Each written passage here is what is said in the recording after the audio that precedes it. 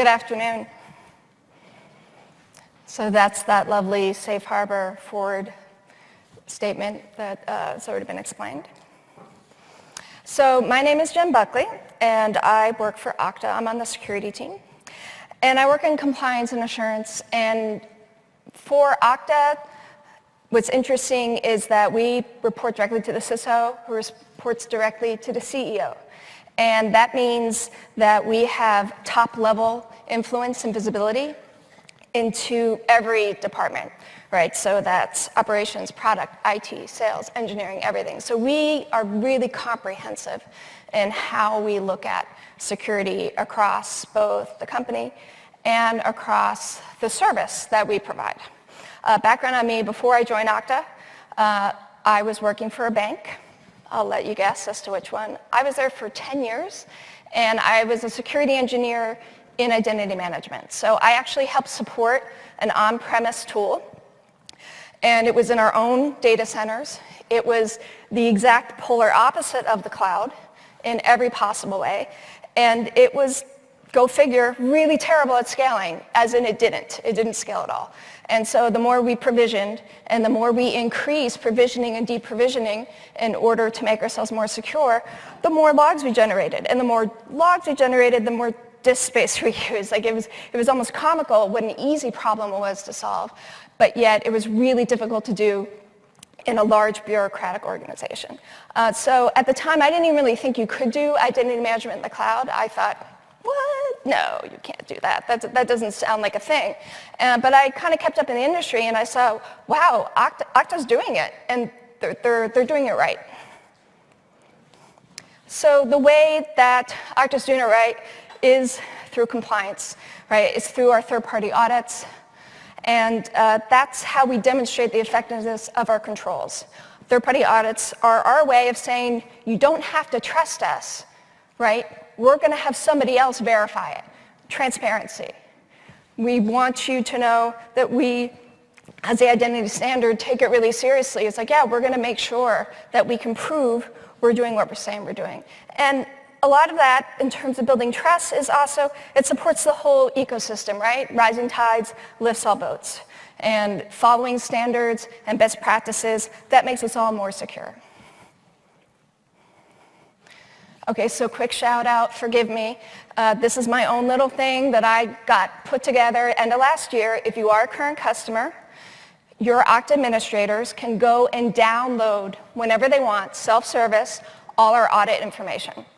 All our third-party audits, all our reports. You don't have to ask for it. You can just go get it off of the Help Center. Okay, so let's talk about password policies, right? The keynote, there was a reference this morning from the CISO of Personal Capital about security friction, right? And what's the source of security friction? Well, it's password policies. So what drives our password policy? Let's have a quiz. Is it whatever will be the most difficult and inconvenient for our employees? Compliance requirements that are driven by best security practices. We have no free will. We just do whatever our AI overlords tell us to do. And shocking, we are driven by FedRAMP, right? Our end user requirements for in-scope Okta employees are driven by FedRAMP requirements, which have complexity and length, and they can't match the previous 24 passwords, and they have to be changed every 60 days. And this is driven by FedRAMP. Now, we also enforce second factor, right? Everybody has to use a second factor. It doesn't matter where you are. It doesn't matter in the office, at home, you're using a second factor. And that's just a good practice, right? Everybody should be doing that. But complex password policies, it always rubs people the wrong way because it gets in the way, right? People just want to do their jobs, and a complex password policy, it kind of makes people want to move around. They don't really want to follow it if they don't have to. But having a policy does give peace of mind, right? It says, okay, we've determined this is a way you can be secure, right? We're trying to take that thinking off your plate. And so follow the policy, and that's what will help you. Now, the thing about password policies is I love security friction, right? So security friction threshold, that's mine, trademark, patent pending. My security friction threshold, my SFT score is super high. And so basically, if we say it's on a scale to 1 to 3, I'm like a 9. I'm like all the MFA, all the complexity, whatever you want, I'm going to do it. Now that's because, though, I come from the financial services world where we had super, super complex, convoluted step-up authentication, and I really just got used to it. But from my perspective, it gave me peace of mind, right? So I had a lot of privileged server access, so I actually appreciated the fact that it was contained so that I was not an attack vector, right? Case in point, years ago, I actually had a situation where there was a password spray attempt on a financial services account I had elsewhere, and my account got locked out. And it was like 4 a.m. on a Saturday. It's like, well, that wasn't me. And I knew I had 2FA installed, right? I was like, okay, wait, I didn't get a text. This was still SMS. We know SMS isn't the way to go. We'll talk about that more later. But at the time, it was really frustrating trying to figure out how to get it reset. But I was like, no, I use second factor. It's OK. It ended up being fine, and I was able to reset it. So it's like, again, the second factor gave me the peace of mind. OK, somebody was just locking out my account, but it's still not compromised. But the thing about security friction, right, is you do have to make it, you have to meet your users where they are, right? They want to get their work done. So you have to think in terms of what policy is appropriate to the risk, right? You don't want to make it too complicated. So you have to think, what should drive your password policy? Whatever makes sense for you, right? So Okta is platform agnostic. Our goal is to support you wherever you are. So we want to meet with whatever your requirements are. We want to help you integrate with however you need to integrate with your tools. We're not here to dictate those terms to you. We're all about supporting you, right? Helping you be more secure, maintain best practices, baseline. And let's face it, right? Complex passwords by themselves, as a security practice, they're kind of hard for humans to remember, but they're actually easy for computer programs to break, right? I actually prefer length over complexity, which is really best illustrated by Randall Munroe, as we all know from his XKCD comic. Yeah, I'm seeing a lot of nodding heads. We all know this one, right? Right, in terms of, so first you start, okay, so I got a base word. All right, so now I'm going to swap out like the O for 0 and 4 for the A, or maybe I'll make that an @ sign. And how many characters do I have? Oh, 11 characters. That's pretty good, right? Is that really that hard? It's actually not very hard for a program to crack that, though, right? But it's really hard for a human being to remember that, right? It's actually, it's kind of like, that's not actually the best way to go. Oh, and now you've locked out your account because you tried too many different swaps and combinations, and now you have to bug your admin to reset it, and now they're kind of annoyed with you. So actually, length is actually much better. So taking 4 random common words, making them really long, getting at least 25 characters long, that's actually much, much better. You get a lot more entropy, right, which gives you a much more robust password in terms of not being able to be cracked. Right, it's actually much harder. So the thing is, you have to remember that at this point, correct horse battery staple has 0 entropy. Everybody knows it, so you should definitely not use it, right? Because we all know what that one is. But I think what we all have to remember, right, is that we want people to get to the tools that they need, right? And so with that, I'd like to introduce Aaron Zander from HackerOne. He's a customer that security team absolutely loves. And I'd like to bring him up, and he's going to talk to you more about how to reduce password friction.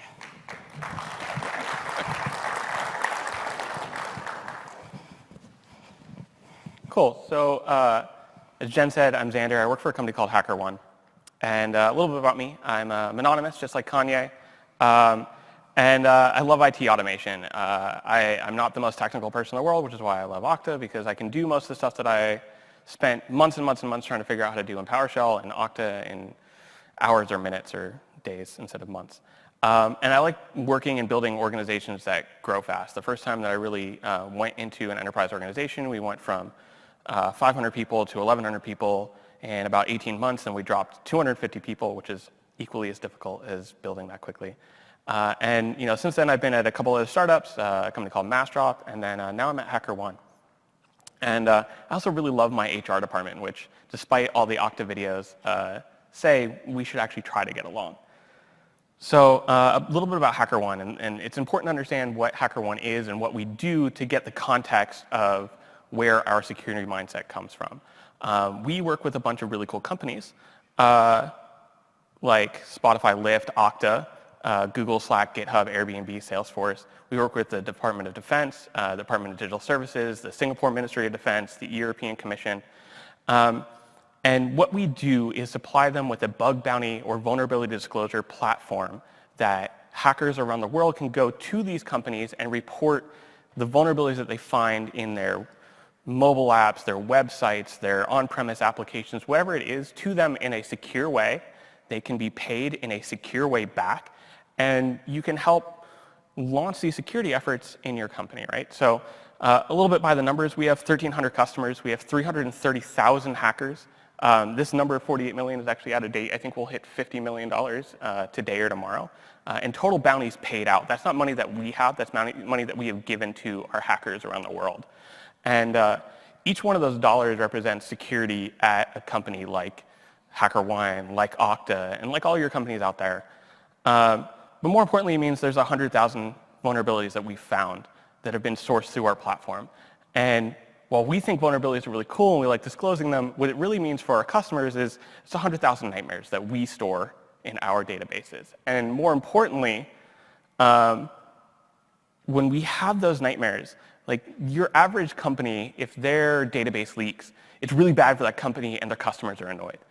If our database leaks, our company tanks and your company tanks too. And so it's very scary, right? So we work with all these great hackers. And we represent our hackers like this. This is our H1 Elite. These are the best of the best hackers. And once a year, we build out 5 of these new comic book posters based on our best hackers. And we work with these great people all the time. And they're always trying to do new and innovative things to get into your applications, your systems, stuff like image tragic, sourced through HackerOne. And we love these guys. They look in real life more like this. This is from an event, a live hacking event we did recently. And at the end of the day, we are trying to protect them. We're trying to protect you guys, and we're trying to protect our employees from being vulnerable to whatever things are out there so we can protect all of your data. So how does that represent this guy? What about Kanye are we actually going to talk about? So first off, I'm not actually a really big Kanye fan. I'm just going to state that. I stopped listening after College Dropout. I think that was his best album, and he's never gotten that good again. But let's talk about Kanye. And let's talk about Kanye taking a shortcut. So for those of you who've never seen this, this is sitting in the White House talking to our esteemed president, Donald Trump. And you see he uses this ultra-secure password. Now, the important thing to understand is Kanye is actually using a 6-digit passcode here. He got a new phone. His iPhone recommended he has a new password. He probably has Face ID, but he's too nervous to use it, or the lights are messing it up. And so he just enters a whole bunch of zeros, because that's the easiest thing for him to enter, and it's easy for him to remember, and that's just what he set up. And so at the end of the day, Kanye is sitting there, and he's doing what he thinks is the best thing for his security. 6 digits, that's a lot of digits, but it's all just zeros, and he just kind of has really poor OPSEC and did it on live TV. But Kanye isn't that different from me or you or realistically most of the employees at our organizations. Jen talks about her high security friction threshold. Most people don't have a high security friction threshold, and they're going to take the shortest route from point A to point B. And so we have to kind of understand that our coworkers are like Kanye, and we have to learn how to identify them and embrace them, right? How do we make those people safe and hopefully not have them enter passcodes on national TV? So, in general, we're going to take a look and to see maybe we can spot our coworker Kanyes in a couple example photos that I have. You've got this one. This is coworker Kanye, the accounting assistant. Coworker Kanyes, working really hard, has a really bad password and enters her passwords into a spreadsheet she can share with her coworkers. Not great. This is Sales Bro Kanye. Sales Bro Kanye makes deals close all the time. He's never used the password manager that you gave him and uses the same password since, his first fantasy football event in 2005. And lastly, this is Executive Kanye.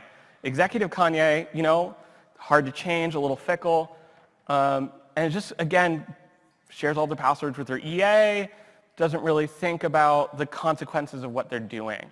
And what's important to remember is that, these are funny, and the whole point of this is it's funny, but our coworkers aren't our enemy, right? There's the constant IT versus them. It's IT versus the world, or security versus the world, or compliance versus the entire company, and it's not about that. It's about learning to identify and understand your coworkers and colleagues so that we can all work better together and more securely. Now, have any of you guys ever heard of desire paths? Desire paths are this theory in city planning that people are going to go where they want to go no matter what you build. And desire paths look something like this, right? No matter how much we architect and make this beautiful path around this tree and everything is really lovely, people are just going to take the shortest possible path. And that's what Kanye did.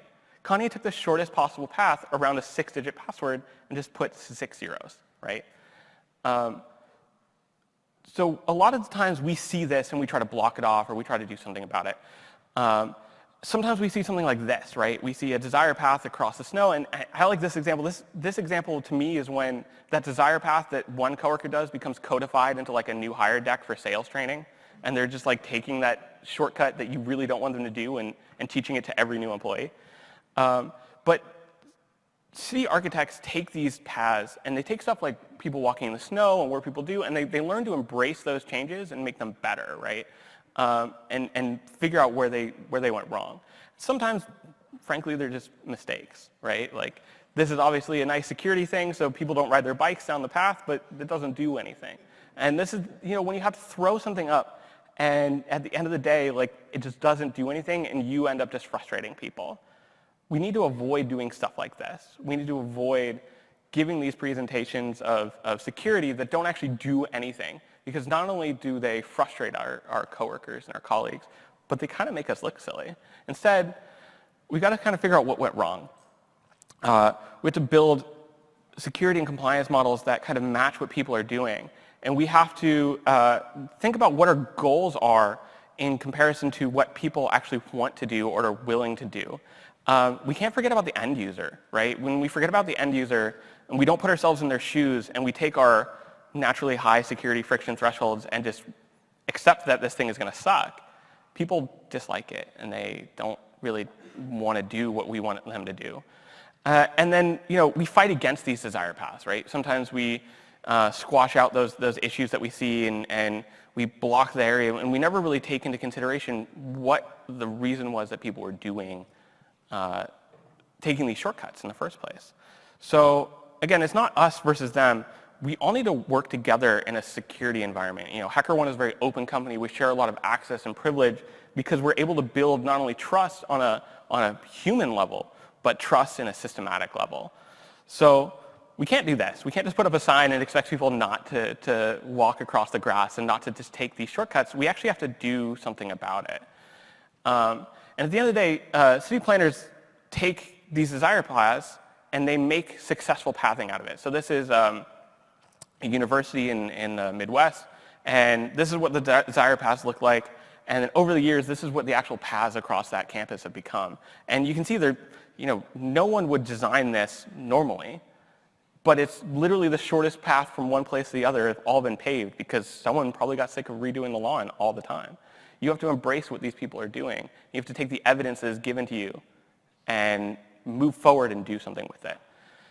So when we look at these desire paths, you have them in different veins and different thoughts.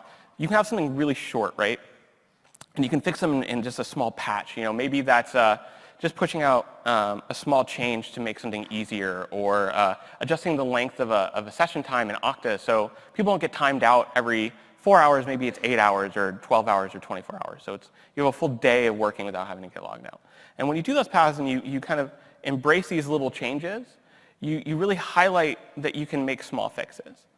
And then when you have something bigger, right, this is a path that's kind of going through a larger change that maybe is becoming institutionalized, and there's not a lot you can do about it unless you rip everything out. What you can do instead is you can kind of embrace it and make people more secure. So if there's an application that your marketing team has bought behind your back, maybe instead of just saying no to it, okay, we're going to pay for the tier of the tool that lets us use single sign-on. So now it meets our security criteria. We're going to do a security review on it, and we're going to say, you're going to use this tool no matter what. Let us at least take ownership and do the right thing with it.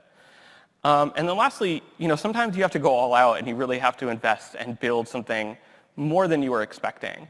And you have to take a look at these holistic problems, and you have to say, hey, you know what, we're going to put the effort in, and we're going to do something. And when you highlight these tools and you look at it, that can be something like moving off the VPN into a zero trust network, into a beyond court model, and saying we don't want to put these pressures in front of you, and we don't want to make these tools so difficult that you don't want to use them. We're going to not only make these easier, we're going to make things faster. You're not going to get locked out of the VPN all the time. You're not going to have to look down at your Google Authenticator key and deal with that ring of time running out. We're going to push your 2FA to you. You're going to accept the push on your phone. You're going to go through a proxy gateway. You're just going to land at your site. There's no VPN. It doesn't matter where you are. It's all fine. So what does this look like at HackerOne? It's always nice to talk about all these great things, but what do we actually do? So we try an SSO or no-go policy. It doesn't always work, but our general thing is if there's a tool that is going to be bought, do they have single sign-on? If they do, it makes everything a lot smoother. If they do at a specific tier, then we're going to look to see if we can secure the extra funds to buy that tier and purchase that. And 9 times out of 10, that's what we do. Usually it involves me calling a vendor and getting very angry with a salesperson who doesn't understand why charging $10,000 for an implementation fee for single sign-on is crappy. But it's really just paying the SSO tax, and that's kind of important to keeping this methodology going. We try to keep everyone with 2 passwords, right? The main password for your computer, and then a password for a password manager. And that's the only 2 passwords that most people should have to know at any point in the organization. We give everyone a password manager at the organization, so they have it. It allows them to share passwords through vaults. So when you have an accounting team and they want to share all these passwords throughout, everything is good and it's easy to go. But more importantly, when we're onboarding people, we basically have them generate a 64-character password, put it into that password vault, and then use that that password for Okta, which gets them to use these password managers. We MFA everything. We never use SMS. We basically skip Google Authenticator unless we have to use it, and we use push-based authentication. When your base push for most tools is a push-based authentication, it's a lot easier to get people to adopt those tools, especially people who have, maybe in your finance department or your sales team, maybe aren't really used to using 2FA all the time. They hate that ticking clock or transcribing information back and forth. My wife hates them. She's dyslexic and can never type them right the first 3 times, right? Push-based authentication gets rid of that completely. You can also go to something like a YubiKey. You can use Duo. And there's lots of open source tools for this too. We make sure that people understand that updates are not just the job of IT. There's something that you need to schedule. There's something that you need to take as seriously as anything else that you do in your job. If you're going to schedule a business call, you can schedule 30 minutes for an update. We use our MDM to push updates. And at some point, if you're not up to date, you literally just won't be able to log into our tools. So it's going to force you to do it. And then our MDM will eventually force it on you too, and it'll restart you in the middle of a meeting. We do a lot of compliance stuff. We are going through FedRAMP, and we have SOC 2 Type 2, and our amazing security and compliance team fights with our auditors all the time when they ask us, why don't you do this? And we say, well, this is better. Why do we have to do it this way when it's less secure? And Jen talks about, hey, we have this complex password policy because this is what FedRAMP is. That's more what FedRAMP was.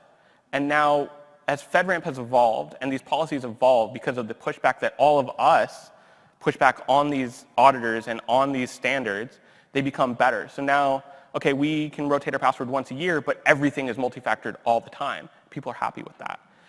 We have to fight on those different hills, and we have to choose what hills we're going to actually die on. So it's important to understand what your desire path is And Jen and I are going to talk a little bit more about what friction looks like in an organization. Then we'll have some time for some Q&A. Okay,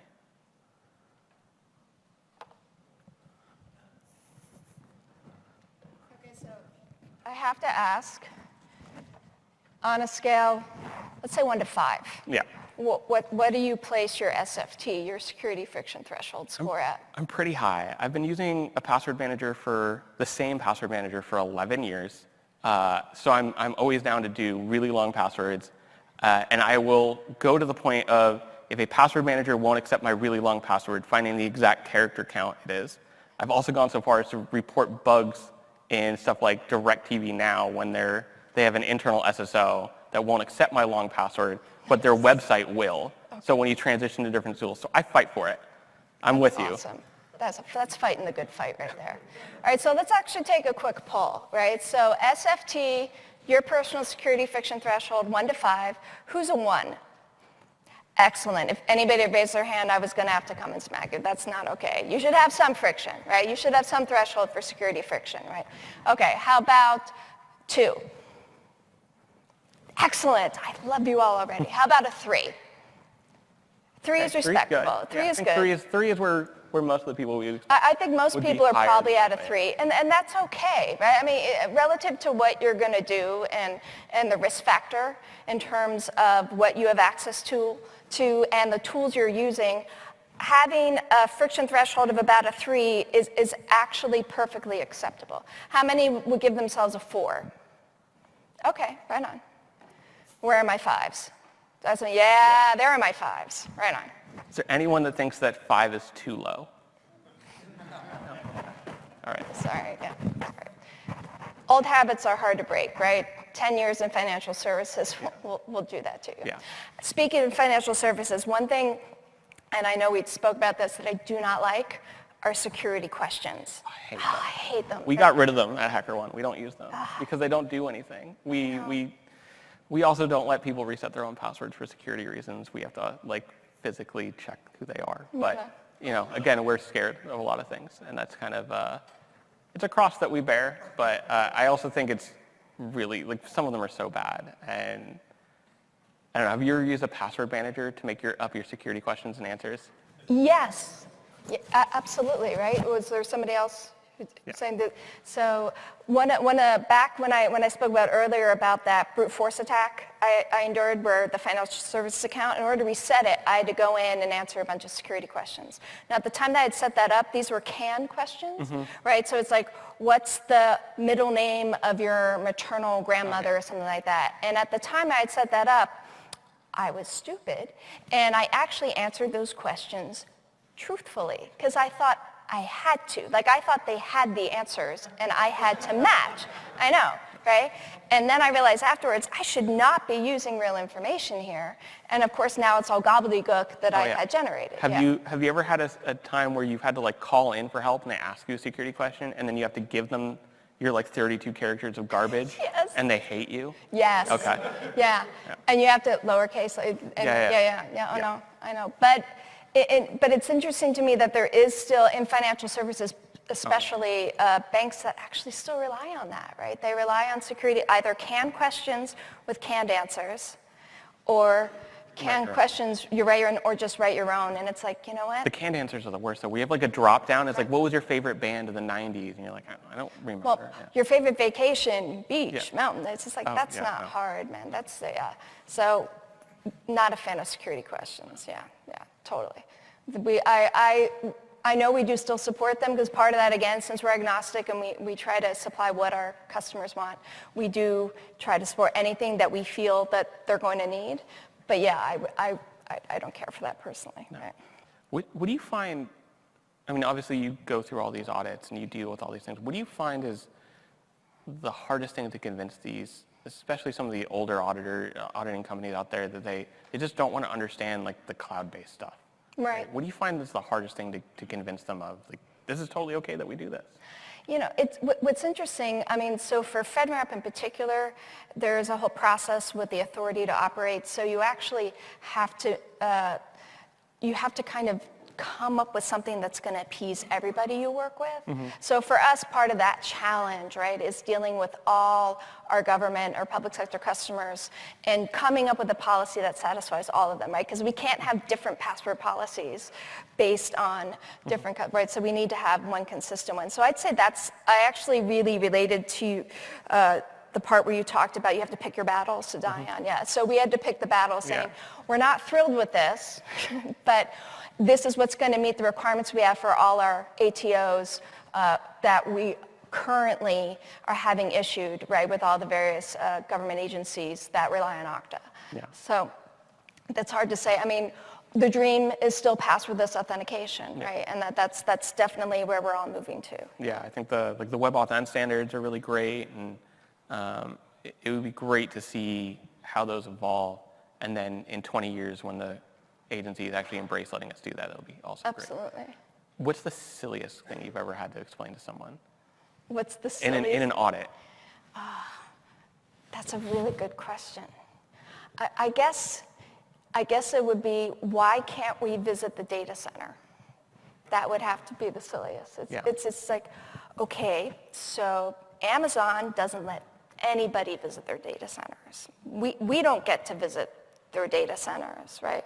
But we review their audit reports regularly, right? And they've been audited, and they're very transparent. And it's like, nobody gets to do that. So people ask, well, we want to do an on-site audit of the data center. It's like, that's never going to happen anywhere, actually. That's not really going to work, yeah. The other question I've gotten we still get is when people ask about, oh, why shouldn't we use SMS?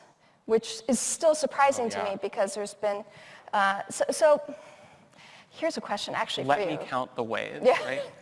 So what do you think is preferred? Either if SMS is the only MFA that someone would use versus no MFA. Okay, so here's hard, the actual advice I would give someone, especially if you're high profile or a celebrity, or even if you're just like a popular Twitch streamer where you're actually a really big target for this kind of stuff, is either buy a phone or a SIM card and have that be your two-factor for that specific thing. Now, if you have a second service that you need, you buy another phone and another SIM card, and it's the only way to actually almost secure them. Just because the way that people start to breach these things is, as soon as they know your number, they can start trying to clone that number or try to port that number away from you through back channels through your carrier. And no matter how strong you are, you're only as strong as the weakest support person that someone can talk to. Or sometimes they're completely out of that loop, and people know people in retail or directly associated with those carriers, and they just port them away. So if people don't actually know what number you're using for that service, then it becomes slightly more secure to an extent. Right. And does everybody understand why, in addition to just the social engineering aspect of somebody stealing someone's phone number, the fact that phone numbers get reused, they get recycled. So if you change your number, you had any associated, you've just handed your tokens off to somebody else. SMS, the cellular network, right, can be man-in-the-middled, right? That was actually something that's happened several times. It's all clear text, none of it's secure, and they could just, so don't use SMS for 2FA. And honestly, I think if you're setting it up in your company and you're setting up Okta and you're rolling out 2FA for everyone and you turn on SMS, you're going to make people dislike the process of authenticating more than if you just went straight to like an Okta Verify solution or a YubiKey solution. Right. And I think a lot of people say, oh, you're going to install an app, that's going to increase friction.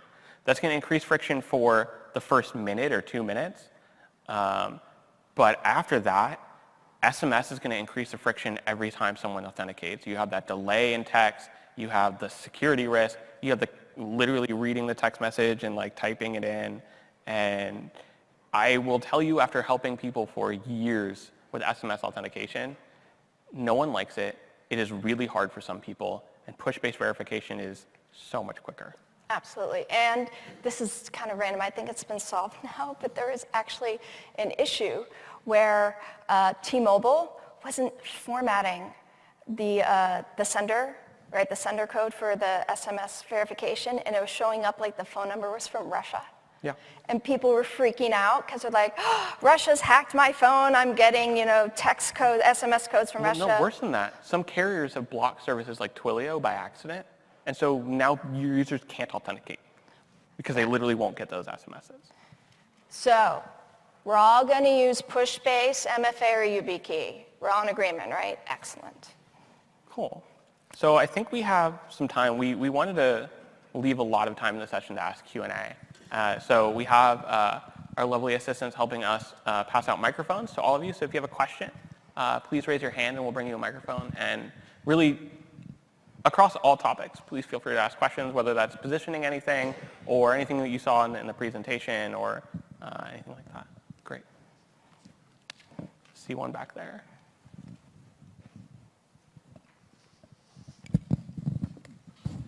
Cool, thanks.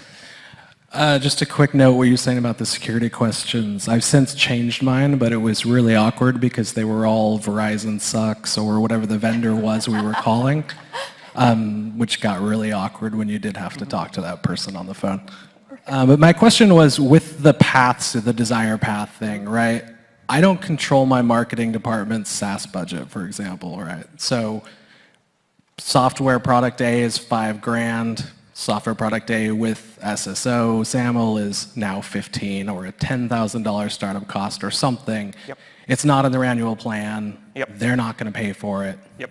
I can't afford to absorb that across however many apps it is. Yep. How do you partner to solve that challenge? Yeah, so we have an open policy. One, we've definitely denied applications at HackerOne from getting rolled out. I am the first person that says I hate when IT just says no, but like we had an application just a couple months ago that was like, yeah, we're still on TLS 1.0. Like, that's cool, right? And we said no. But we have an open policy that says, hey, look, submit whatever app you want, and then we try to understand a couple things. One, what application are you wanting to use and why? Like, what type of application? Oh, this is a marketing app that's I don't know, helps you reach other journalists for your PR team, right? Understanding what the flaws are in their authentication model or what's going on. And then also the fact that, hey, we're happy to talk to these salespeople too. You don't have to go to this war on your own. Like, we're going to come to it. And I am now in a point where my sales team brings me in to do trainings with our sales team because I'm that customer. But it's like, we have these conversations with every one of our vendors about, hey, why are you charging so much for this? Why don't you care about security enough to charge less for this? Yeah. And, I love all the answers I get back for that, and they're all terrible. And then just turning them around and answering them and trying to drive that price down. So that's step one. Step two is sometimes we go to finance and say, hey, look, this is the budget, but realistically, if they want to use it, we need to pay this. Otherwise, we're not sure if we can sign off on it. And sometimes the companies that don't have single sign-on do, say, email link authentication. So, okay, now the only way to get into this application is through email, which means that, okay, the only way to get into our Gmail account is through SSO. So it's okay, it's not the best, but we try to work around what we can to do that. And if it's something that's really just a username and password and there's no MFA, there's no protections on it, it's probably not going to end up getting through a full review anymore. Yeah, I can say that we push back a lot. When some vendors oh yeah, that looks cool, go find one that supports SSO. Yeah. If this exists in the market, somebody's implementing it with a proper security posture, and that's SSO. We actually push that. I actually love the SSO tax. Yeah. I kind of feel like we should all band together and fight the SSO tax, right? SSO.tax, yeah. So to follow up on the SSO tax, does the compliance and assurance team audit Okta partners, and is that something you would ding them for if they don't support SSO? Can Okta help us by with 60,000 integrations? Is it something Okta can do? Let me make sure I understand the question. So do we audit our partners? Yeah, those companies that integrate with Okta, is there a security process that they have to go through? There are, so when in the Okta integration network, right, there are integrations that are verified, right, by the engineering, and they're actually marketed. No, but I think what he's asking is do you guys go through and actually look at what people are charging for that and see that, hey, this isn't that hard? I don't know that we have, actually. I actually don't know if we have. I mean, we do look to see that they support it because that's That's where we all need to be, right? Rising tides lift all boats. That's going to raise the security posture for everybody. It helps us all if we all support SSO. It's a really good question, though. I'll have to do more research on that. Thank you. Cool. Any other questions?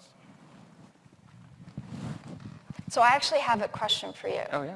So HackerOne, awesome. Bug Bounty, I know our pen test team did one of your live hacking events last year. They loved it.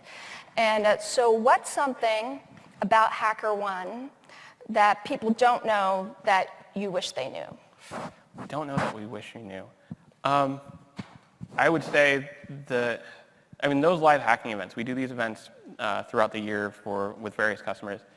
When you actually get to meet these hackers, they're, unlike our lovely keynote this morning, they're usually not wearing dark hoodies and like hiding in the shadows. They're like a really strong community, and they're usually laughing and making fun of each other and trolling each other really hard.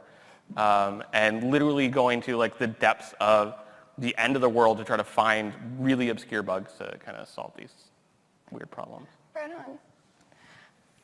So how do you go about increasing your users' friction level, right? We onboarded a lot of European users, and they just have an aversion to doing any work stuff on their private phones. So they were not accepting of SMS verification, which was fine with us because we didn't enable it. They did not want to install the Okta Verify app. So for those users, we bought YubiKeys and sent them out. But how do you go No, about you just increasing- answered the same question of exactly how we did it. We're really excited for WebAuthn because it solves a lot of those problems. We're already giving people Mac with the Touch ID. Like, okay, you don't want a device, you don't want to work on your phone.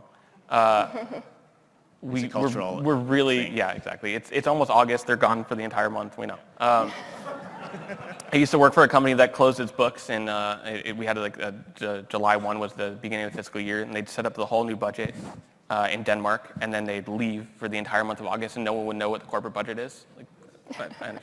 But no, we use YubiKeys is a great way for that. WebAuthn is going to be a great solution for that. The tricky part is not all of our tools work well with a YubiKey, and so we've had to figure out some other options like that. You can do call to verify stuff and only allow it for the specific apps, but it's still not great.